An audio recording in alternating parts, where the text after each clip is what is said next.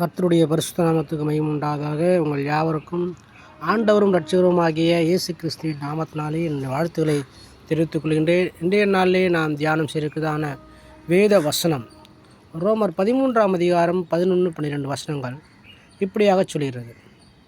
நித்திரையை விட்டு எழுந்திருக்கத்தக்க வேலையாயிற்று என்று நாம் காலத்தை அறிந்தவர்களாய் இப்படி நடக்க வேண்டும்.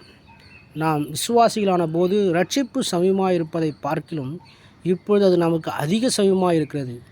இரவு சென்று போயிற்று, பகல் சமீபமாயிற்று என்று இந்த வேதவசனம் சொல்கிறது. பிரியமானவர்களே, தன்னுடைய நாளில் வாழ்ந்து கொண்டிருந்த பரிசுத்தவான்களுக்கு சுவிசேஷ யுகத்தின் ஆரம்ப நாளில் காலத்தை அறிந்தவர்களாய் நித்திரையை விட்டு எழுந்திருக்க வேண்டிய வேலையாயிற்று.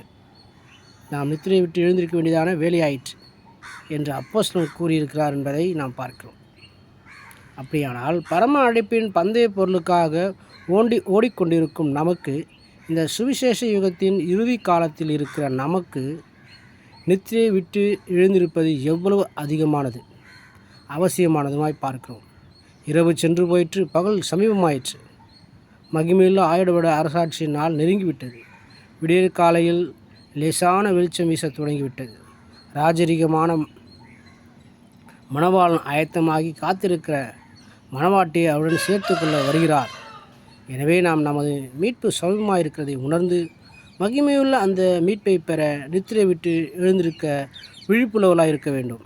அப்படி நாம் விழிப்புள்ளவர்களாக இருப்போமா? நம்முடைய வாழ்க்கையிலே நமக்கு கொடுக்கப்பட்டதான அந்த ஓட்டத்திலே நாம் விழிப்புள்ளவர்களாக ஓடிக்கொண்டிருக்கிறோம். அப்படி நாம் விழிப்புள்ளவர்களாக ஓடிக்கொண்டு இருக்கவே தேவனும் விரும்புகிறார். நாம் ஒரு சில காரியங்களே நித்திரை செய்கிறவர்களாக இருக்கிறோம். நற்கிரியை செய்கிற காரியங்களிலே, தான தர்மம் செய்கிற காரியங்களிலே, உதவி செய்கின்றதான காரியங்களிலே, மற்றவர்களுக்கு கரிசனையாக செபிக்க வேண்டியதான காரியங்களிலே, மற்றொரு வாழ்க்கையிலே நன்மையான காரியங்களை செய்ய, உதவி செய்ய, நல்ல ஆலோசனைகளை கொடுக்க, விசுவாச வார்த்தைகளை கொடுக்க நாம் தவறி நித்திரை செய்கிறவர்களாக இருக்கிறோம். அப்படிப்பட்டதான நித்திரையை விட்டு எழுந்திருக்க வேண்டியவர்களாக இருக்கிறோம். காலம் சமீபமாயிற்று, விடியற்காலமாகிவிட்டது. 1000 வருட அரசாட்சி, பரலோக ராஜ்யத்துக்கான காலம் நெருங்கி விட்டது. விடியற்காலமாக இருக்கு, கடைசி மணித்துளிகளில் நாம் இருக்கிறோம். ஆகினாலே நாம் நித்திரையை விட்டு எழுந்திருக்கணும். நாம் சுவிசேஷம் அறிவியாமல் நித்திரையில் இருக்கிறோம், செவிக்காமல் நித்திரையில் இருக்கிறோம், சோம்பல்காரர்களாக நாம் நித்திரையில் இருக்கிறோம், சுறுசுறுப்பு அற்றவர்களாக நாம் நித்திரையில் இருக்கிறோம்.